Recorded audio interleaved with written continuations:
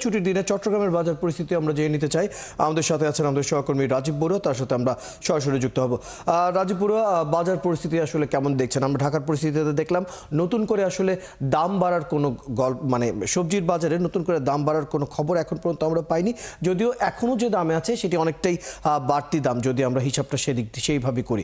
জানতে চাচ্ছি চট্টগ্রামের বাজারে এখন সবজির পরিস্থিতি কেমন দেখছেন এবং একই সাথে মাছের বাজারের খবরটি জানাবেন, কারণ সামনে এই দুর্গাপূজা, অনেকটাই প্রভাব পড়ে এই বাজারে। সর্বশেষ খবর জানাবেন। যে কাঁচামরিচ 150 টাকা বিক্রি হচ্ছে, আজকে সেই কাঁচামরিচ বিক্রি হচ্ছে 200 থেকে 210-20 টাকা।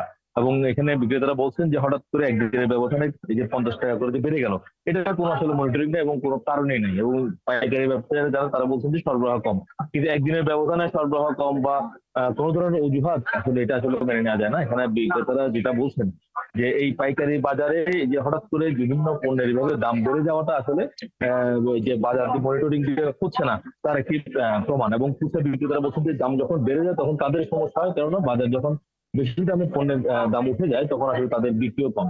আর এর বাইরে এখন নতুন কিছু সবজি এসছে, বিশেষ করে ফুলকপি, শিম।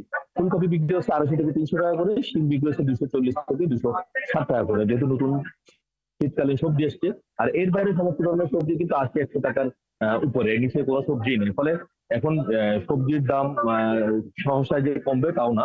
এবং তারা বলছেন যে সামনের শীতকালে যদি সবজির যে শীতকালীন সবজি, সেই শীতকালীন সবজির দাম সরবরাহ বাড়লে পরে তখন হয়তো কিছুটা কমবে। আর আপনি বলছিলেন যে দুর্গাপূজা ইলিশ মাছের কথা, এখানে যে ইলিশ মাছ বিক্রি হচ্ছে আমরা দেখছি 1 কেজি এবং 1.5 কেজি, এগুলো আসলে আকাশ ছোঁয়া দাম।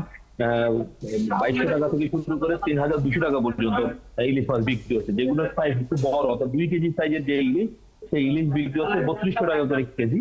আর যেগুলো 1 কেজি এবং 1.5 কেজি সাইজ যে ইলিশ, সেগুলো বিক্রি হচ্ছে 2200 থেকে 2600 টাকা পর্যন্ত। তাহলে রাজীব বড়ুয়া, মোটা দাগে আমরা বলতেই পারি সবজির বাজারের পরিস্থিতি আমরা অনেকটাই আগের মতো দেখছি, তবে মাছের বাজারের যে পরিস্থিতি সেটা আমরা ঢাকায়ও দেখলাম একটা বাড়তি পরিস্থিতি রয়েছে এবং চিটাগাংয়েও একই আসলে দৃশ্য আমরা দেখতে পাচ্ছি। ধন্যবাদ। খবর রাখতে থাকুন, প্রয়োজনে আবার আপনার সাথে যুক্ত হবো। দর্শক, চট্টগ্রামের বাজারের খবর জানাচ্ছিলেন সহকর্মী রাজীব বড়ুয়া।